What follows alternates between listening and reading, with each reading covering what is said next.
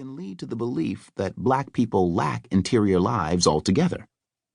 Coming of Age in Jim Crow D.C. uses sociological investigations and community and individual interviews that were conducted in the late Progressive and interwar era to highlight the inner and everyday lives. The self-aware and self-reflective analytic frameworks cultivated and articulated by poor and working-class black young people in an urban and social history of Jim Crow Washington, D.C. Social science literature of this era has generally portrayed marginalized black folks as socially and culturally homogeneous in the aggregate, whether represented as in need of rehabilitation or as proletarianized. These studies have rightfully been criticized for reinscribing conventional frameworks of racial and class identities, and for reifying social formations steeped in middle-class norms and values. But because of their intrusiveness into communities and people's personal lives, these materials also give us some access to inner life, to the life of the mind.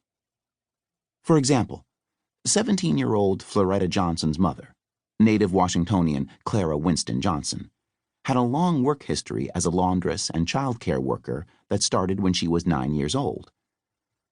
When Clara was interviewed for E. Franklin Frazier's Negro Youth at the Crossways, she had clearly made many decisions about her relationships, about delaying her first marriage, about divorcing her abusive and philandering husband, and about child-rearing.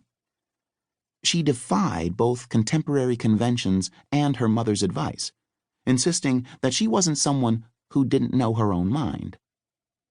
The meaning and force of Clara's words inspire and animate this book. Here I borrow the concepts of interiority and infraordinary from poets and literary theorists.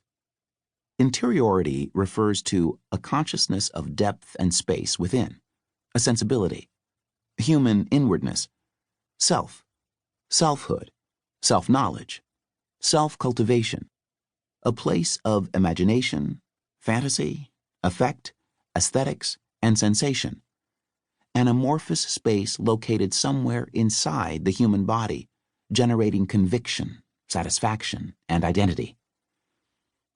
It assigns autonomous and authorial subjectivity. It emerges from a place of quiet, at once irreverent, messy, complicated representations that have human texture and specificity. Like interiority, the infraordinary, everyday practices we don't always notice, are essential to the possibility of black futurity. And like interiority, they are already there, if one is looking to understand it.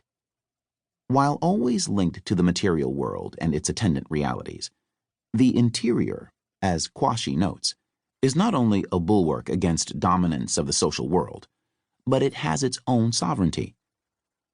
For so many of the young people, everyday life was filled with, in Tina Camp's words, practices of refusal, a range of creative responses to sustained everyday encounters with the exigency and duress of DC's racialized spatial regime. By foregrounding interiority and the infraordinary, the narratives at the center of this book provide a different understanding of black urban life in the early 20th century, a period most scholars identify as both the Great Migration and inclusive of the new Negro movement and the origins of black ghetto formation. We have come to see urbanization as having had a mostly negative impact on rural black folks who flocked to cities, and cities as places where black families experienced the breakdown of traditional familial bonds, resulting in an increase in urban vice and crime.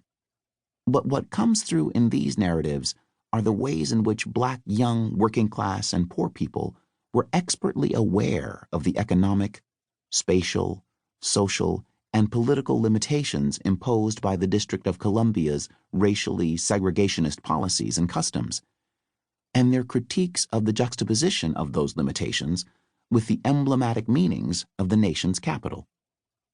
Young people's answers to social science questions make clear the cultivation and mobilization of their own analytic categories and frames, even for the youngest subject.